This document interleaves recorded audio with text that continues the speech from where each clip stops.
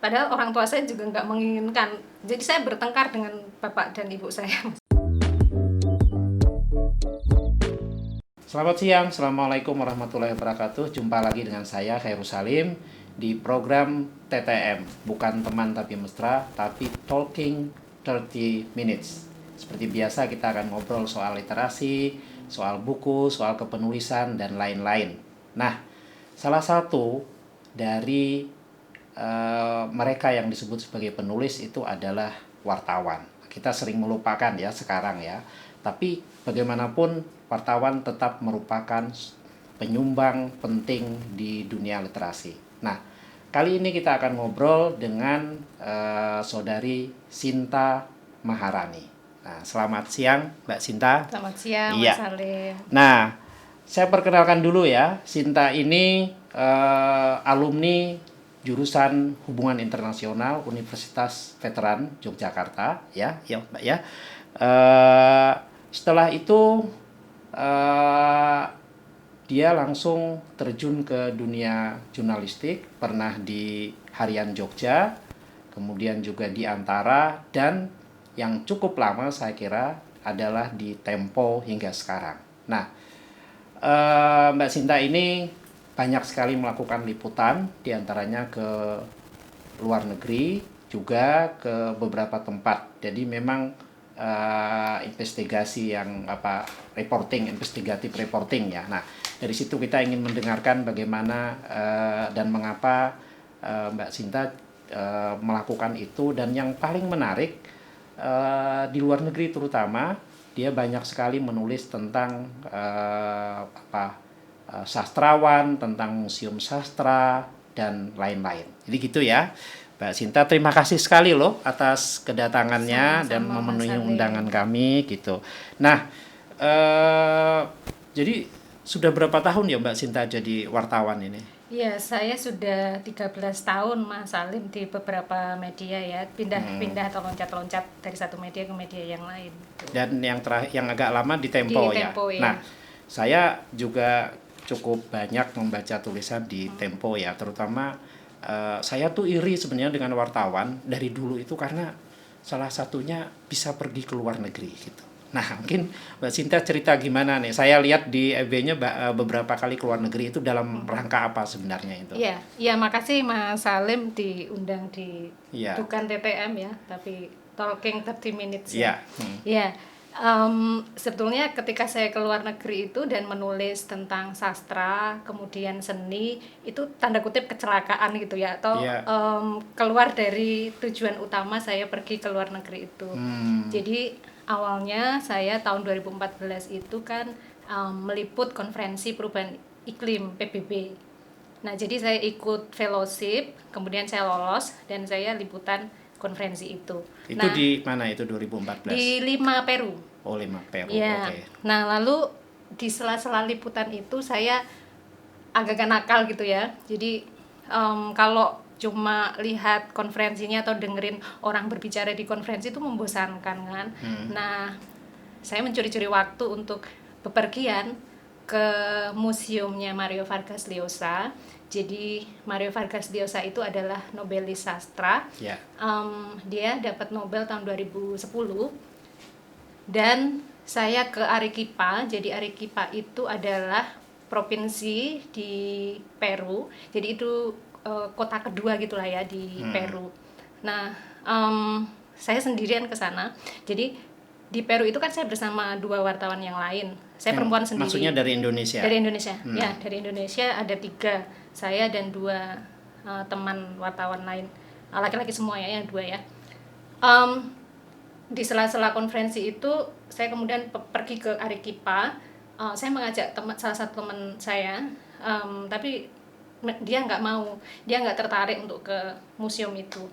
Ya udah, saya pergi sendirian ke sana. Ya, sebelum dijelaskan itu ya, jadi berangkat tadi bukan atas nama media yang tempat Anda bekerja ya, jadi kayak semacam program pribadi Anda begitu? Iya, program pribadi aja. Dan ya karena saya berminat, saya suka baca karya sastra, itu yang membuat saya sudah itu kayak apa ya, kayak semacam motivasi saya ke sana itu mau ngapain sih selain Ya, ikut konferensi. ada hidden agenda lah ya. Ya, ada agenda Nah, tersembunyi. itu fellowship artinya Ya. bukan diberangkatkan oleh media Anda bekerja. Iya. Nah, selain ke Peru kemana lagi itu? Selain ke Peru, saya ke Myanmar, ke Thailand, terus ke Kanada, lalu juga ke Mesir, Mas. Ya, itu semua juga program di atas nama apa media tempat Anda bekerja atau program Semuanya fellowship juga? ya, semuanya fellowship. Tapi tentu saja saya kemudian datang ke sana ya pasti Ada membawa nama media tempat media saya dan bekerja. dapat izin gitulah ya. Dapat izin, dan tentu saja harus lewat izin kantor tempat media saya bekerja ya. Tapi saya fellowship bukan itu memang penugasan. dikhususkan untuk wartawan. Iya, fellowshipnya untuk wartawan. Ya, ini menarik ya saya kira. Jadi mungkin teman-teman wartawan, wartawati bisa mengikuti fellowship seperti ini gitu. Nah, itu tadi satu akan tentang perubahan iklim. Kalau yang 3 itu fellowship apa itu temanya? Kalau yang Myanmar itu jadi ada fellowshipnya SIPA. Jadi SIPA tuh seperti program untuk jurnalis di Asia Tenggara untuk mengikuti semacam gini ya, pertukaran antar negara gitu ya. Jadi yang dari Malaysia datang ke Myanmar, dari Indonesia datang ke Myanmar untuk melakukan liputan gitu. Waktu itu saya liputan tentang pemilu di Myanmar tahun 2015.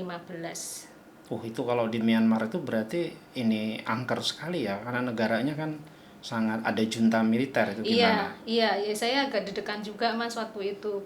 Jadi kan dikuasai junta militer ya Myanmar waktu itu. Sedang pemilu sedang panas-panasnya lah. Nah, saya bersama beberapa teman saya, ada dari Malaysia, kemudian ada dari Filipina, 2 dari Filipina dan 1 dari Malaysia. Saya juga satu-satunya perempuan waktu itu. Oke, nanti kita akan ngomong gimana soal perempuan, tapi mungkin cerita lagi yang 2 yang lain lagi, program apa itu? Oke, kalau yang ke mana setelah dari Myanmar saya ke Kanada ya. Kanada itu saya liputan tentang konferensi juga. Jadi itu konferensi tentang para ilmuwan yang membicarakan tentang perubahan iklim, dampak perubahan iklim, kemudian tentang penyakit-penyakit yang berhubungan dengan hewan gitu ya. Ya. Sebenarnya salah satunya yang sekarang ini sedang kita hadapi bersama ini, COVID gitu ya. Ya. Dan juga bagaimana mengintegrasikan pendekatan ilmu lingkungan, kemudian kesehatan gitu ya Mas, dan manusia itu. Nah di situ ada para ahli dunia yang membahas bersama dengan pendekatan sains lah. Nah saya ikut konferensinya itu. Kalau yang terakhir kemana tadi, ke Mesir? Ya ke Mesir itu sama juga. Itu konferensi biodiversitas atau keanekaragaman hayati. Jadi penyelenggaranya adalah Climate Tracker. Jadi itu semacam jaringan jurnalis global muda yang punya concern terhadap perubahan iklim.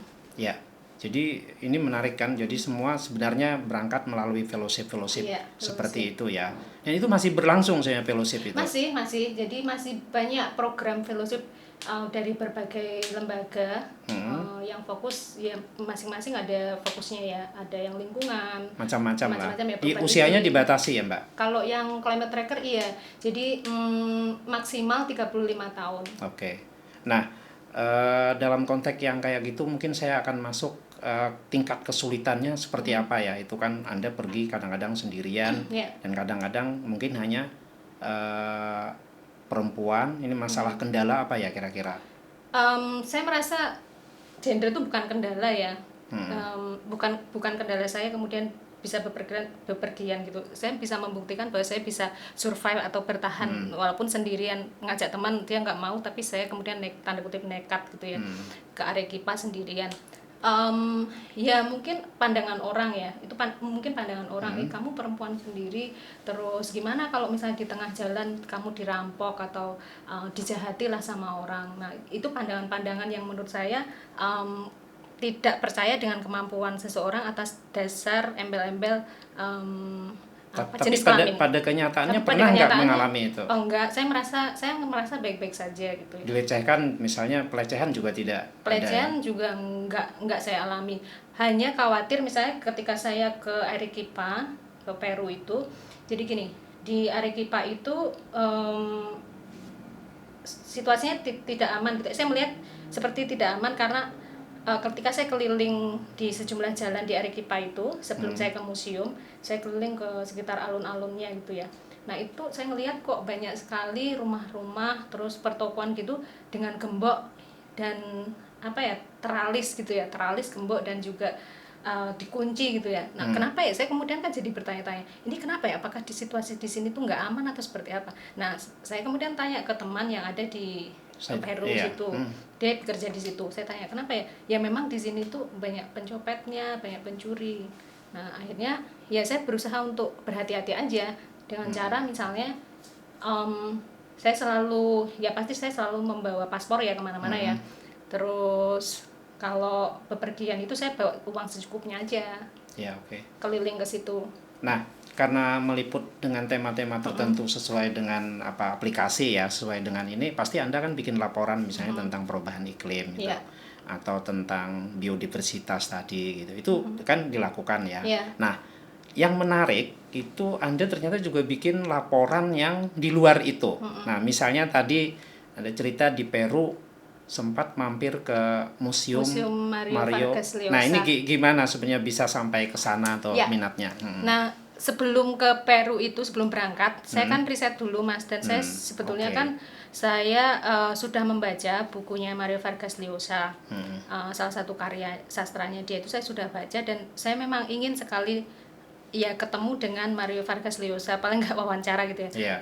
Tapi impian itu ternyata tidak terwujud. Saya hanya datang ke museumnya, saya hanya bisa datang ke museumnya, kemudian reportase dan wawancara dengan penjaga museumnya gitu ya. Nah, karena minat itulah sebetulnya yang membuat saya semacam berpetualang sendiri dan berselancar sendiri untuk ya menjalankan agenda tersembunyi tadi itu, Mas Salim. Jadi datang ke museumnya sana. Saya datang ke sana, ya tadi teman saya nggak ada yang berminat, 2 jurnalis yang lain tuh nggak ada yang berminat untuk datang ke sana. Mereka bilang, ngapain buang-buang duit datang ke Arequipa 1,5 jam kan dari Lima, Peru, naik pesawat gitu ya. Terus saya berusaha meyakinkan ini ada satu tokoh penting, Mario Vargas Llosa, yang memberikan sumbangan pemikiran lah untuk dunia gitu ya. Dia anti otoritarianisme, kemudian karya-karyanya bicara soal kemanusiaan, kemudian dia menolak kolonialisme. Nah, saya pikir pemikiran-pemikiran besar dari tokoh-tokoh seperti ini kan perlu didokumentasikan dalam sebuah tulisan gitu ya. Ketika saya datang ke Peru itu ya sayang kan kalau saya nggak sempat ke sana ya. Udah jauh-jauh dari Indonesia, 2 hari perlu waktu. Itu kalau di Indonesia kayak Anda datang ke Jakarta lalu menyempatkan diri ke Surabaya itu berarti ya. Jadi menurutku sih sayang aja kalau aku nggak bisa mampir ke museumnya Mario Vargas Llosa. Paling nggak kalau nggak ketemu orang ya, nggak bisa wawancara sama orang ya sudah, aku ke museumnya lah, ngelihat atau reportase ada apa saja sih di museum itu gitu. Ya. Dan ya itu menarik karena orangnya belum meninggal tapi sudah ada museumnya ya. Iya, jadi namanya Casa Museo Mario Vargas Llosa. Nah, yang memberi nama tuh orang-orang di sekitar situ. Awalnya kan itu rumah pribadi dia. Jadi si Mario Vargas Llosa tuh dilahirkan di situ, di museum di rumah itu. Nah, lalu kemudian sama pemerintah sana dirawatlah museum rumahnya itu. Awalnya kan banyak bocor, rumahnya itu bocor, terus di inilah sama pemerintah saya diperbaiki terus jadi museum itu. Jadi itu tapi itu setelah si Mario Vargas Llosa ini dapat Nobel kan? Iya, Ya, artinya memang kebanggaan Peru ya. Iya, itu 2014 baru dibangun Mas, awal-awal 2014. Saya kan ke sana akhir 2014 ya. Pertengahan 2014. Ya, dia dapat Nobel kan 2010. Dia dapat Nobel 2010. Ya. Nah, mungkin karena dia dapat Nobel, itulah yang membuat pemerintah Peru tuh perhatian sama si Vargas mungkin. Tapi kan tidak harus menunggu dapat Nobel kan? Betul, artinya harusnya. Kita juga harus punya perhatian begitu terhadap mungkin seniman atau sastrawan kita kan? Tidak menunggu jadi Nobel kan? Betul. Itu disubsidi negara berarti ya museum itu? Museumnya ya, pemeliharaannya mungkin ya. Nah, saya baca laporan Anda sangat menarik soal ini. artinya memang sebelumnya riset ya, Iya, dan sebelumnya kemudian riset. juga minat ya, Iya, artinya ada minat di luar itu. Tapi dan memang baca bukunya ya, yang tapi kan wartawan memang harus begitu ya. betul. Jauh-jauh sudah Riset dulu. riset, kemudian juga jauh-jauh berperjalanan, rugi kalau cuman membawa sedikit pulang. Dia Betul. harus banyak yang dibawa pulang. Iya. Nah, kalau di tempat lain yang hidden agenda ini yang seperti apa? Ya, kalau yang di Kanada itu sebetulnya saya tuh pengen datang ke perpustakaannya Alice Munro di Ontario. Nah, tapi waktunya mepet, jadi saya di Kanada itu hanya seminggu. Saya nggak sempat datang ke perpustakaannya Alice Munro. Alice Munro ini menurut saya nobelis sastra yang juga sangat penting dan karya-karyanya menarik. Ya. Saya membaca karyanya sebelum ke Kanada, saya juga sudah baca karyanya yang Dear Life, cerpen, yang saya kira juga kalau saya nggak bisa ke sana, saya merasa bersedih lah ya, tapi apa boleh buat, akhirnya saya nggak bisa ke sana dengan waktu yang sangat mepet. Ya sudah, saya mencari tempat yang lain yang buat saya mungkin menarik ya, atau ada kaitannya dengan minat saya gitu. Saya kemudian bepergian ke museum yang itu memamerkan karya seninya Picasso, Pablo Picasso. Nah, saya ke sana, terus ya udah saya tulis lah apa saja sih koleksinya di museum itu, terus karya-karya pentingnya si Pablo Picasso ini apa aja sih yang ada di museum itu. Ya udah gitu, Mas. Itu rata-rata berapa laporan Anda bikin itu? Kayak misalnya di Peru tadi yang ini loh, yang Mario Vargas Llosa, kemudian Picasso itu berapa tulisan itu? Itu jadi tulisan panjang di rubrik selingan, jadi 6 halaman, Mas. Di Tempo masing-masing itu ya. Jadi yang Mario Vargas Llosa itu 6 halaman, yang Pablo Picasso juga 6 halaman di majalah Tempo. Kalau di Mesir apa itu hidden agendanya? Hidden agendanya di Mesir macam-macam sih, Mas, sebetulnya.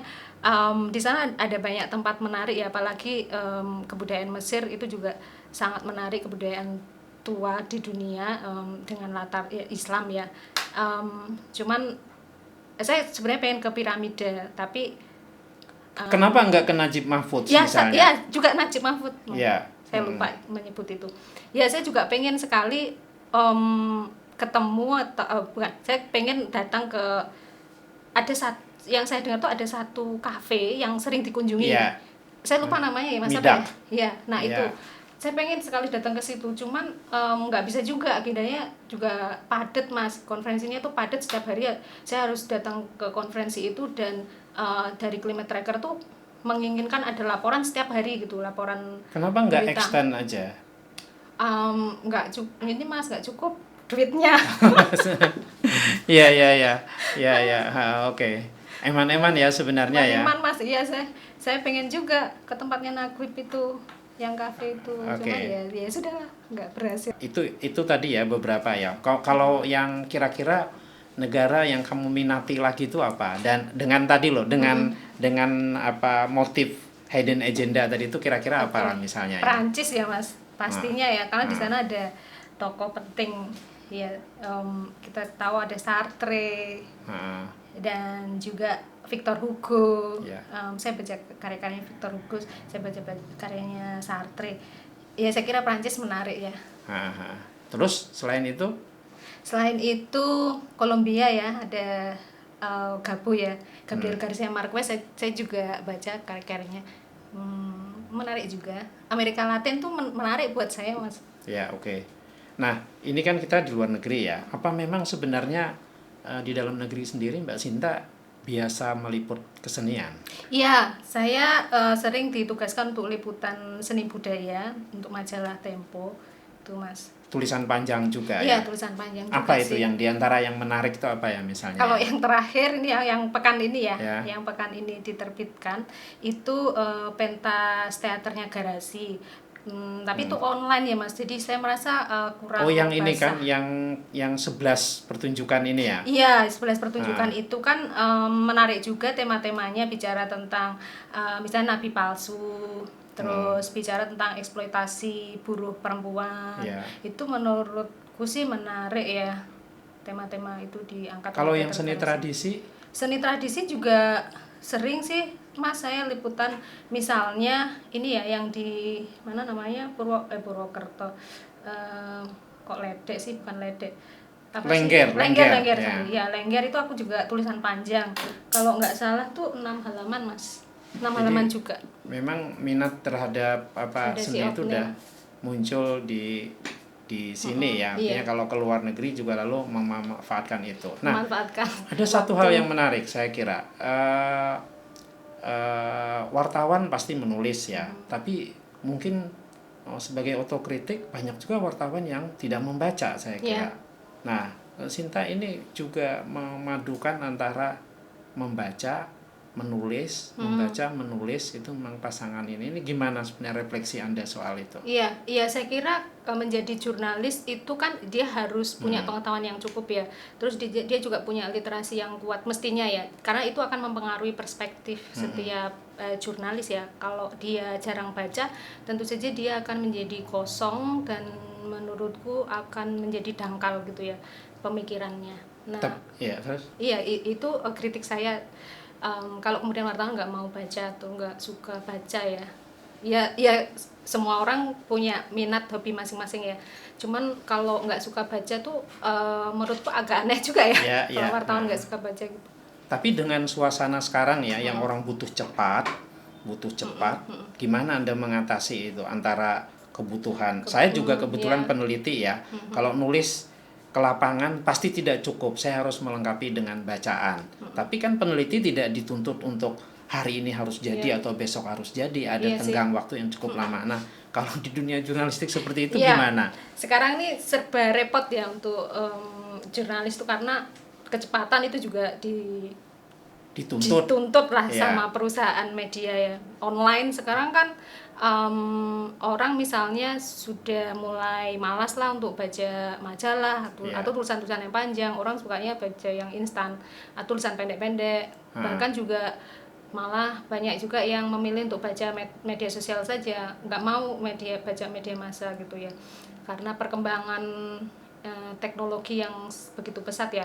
Nah, tapi menurutku ada bagian penting yang perlu kita perhatikan itu ya, kedalaman tulisan, kemudian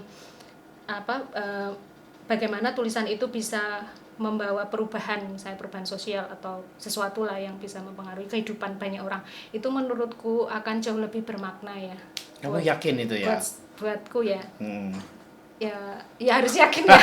Enggak, dalam konteks di kita itu bagaimana ya? Saya juga percaya bahwa tulisan seperti itu dibutuhkan.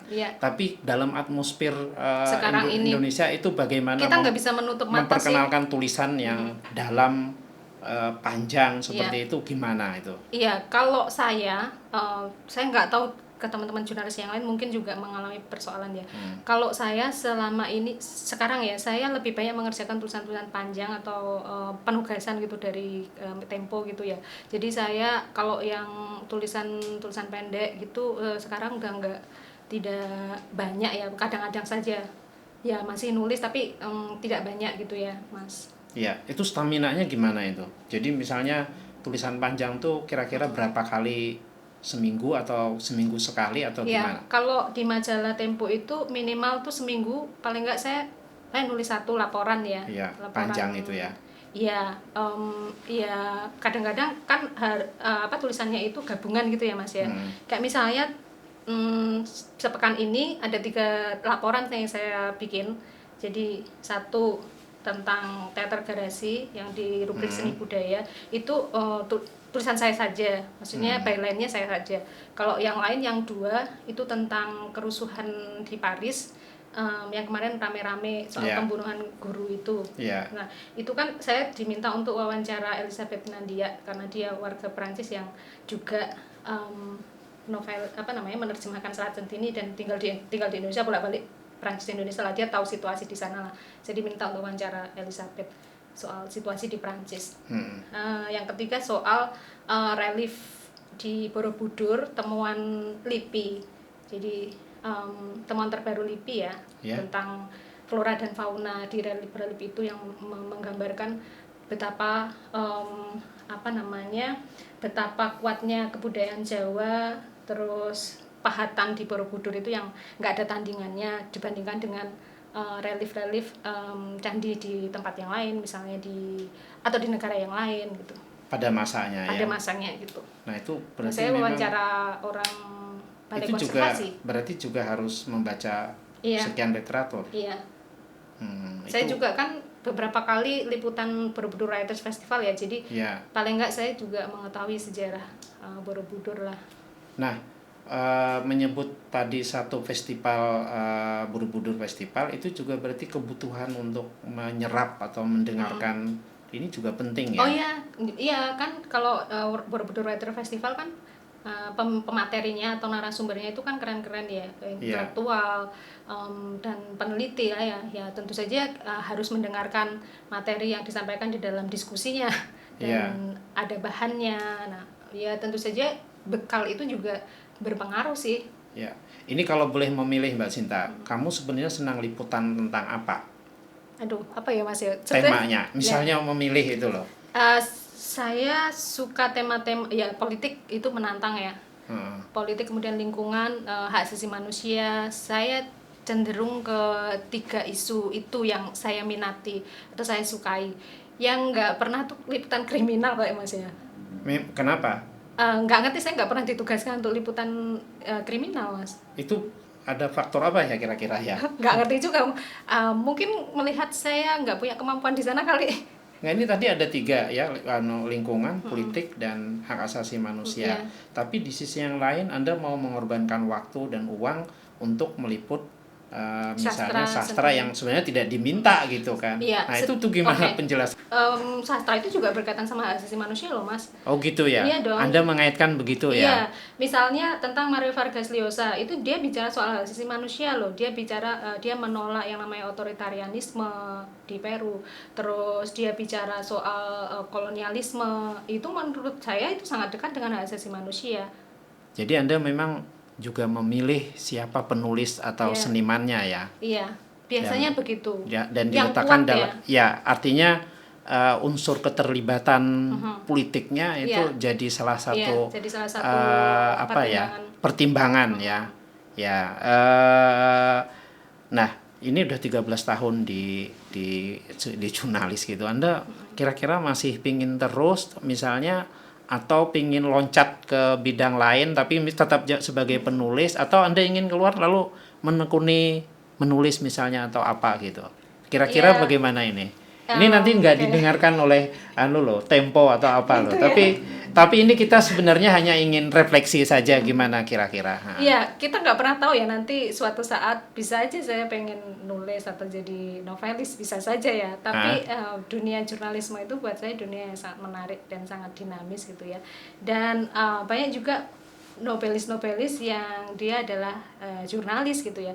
Kayak Mario Vargas Llosa, dia kan juga jurnalis. Terus John Steinbeck, novelis Amerika Serikat, dia dapat Nobel tahun 1962 ya. Saya juga baca karya-karyanya. Dia juga jurnalis. Betul. Ya. Hemingway juga jurnalis. Benar.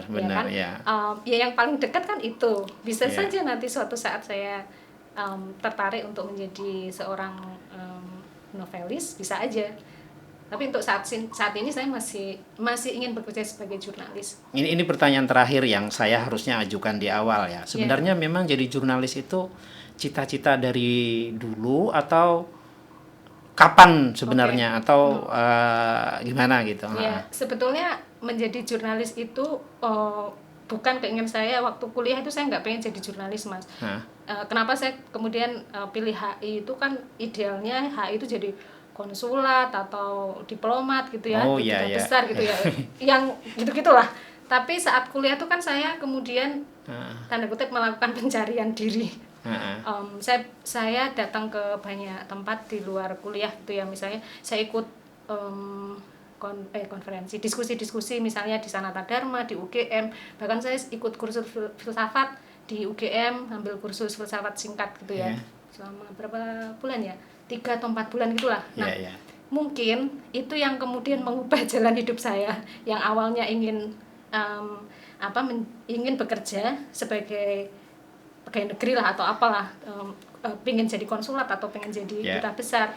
Nah, itu kemudian Dari situ saya kemudian berubah pikiran. Kayaknya ada pekerjaan lain yang lebih menarik dan menantang. Dan itu adalah Dan itu jurnalis. menjadi jurnalis gitu. Kemudian Anda betah di sana sampai Dan sekarang. saya betah di sana. Padahal orang tua saya juga nggak menginginkan. Jadi saya bertengkar dengan bapak dan ibu saya, Mas. Ya, ya. Sebetulnya mereka nggak mau saya di pekerjaan ini gitu. Saya tanda kutip melawan keinginan orang tua saya. Ya.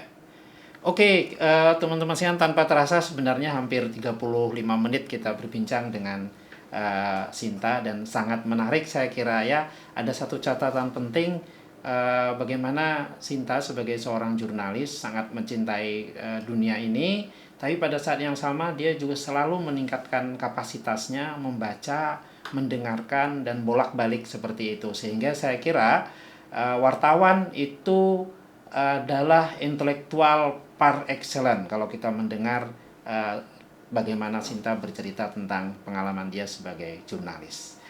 Demikian saya kira TTM kita edisi yang ke-12 ini. Terima kasih Mbak Sinta atas ngobrol-ngobrolnya gitu. Sampai ketemu lagi di edisi yang ke-13.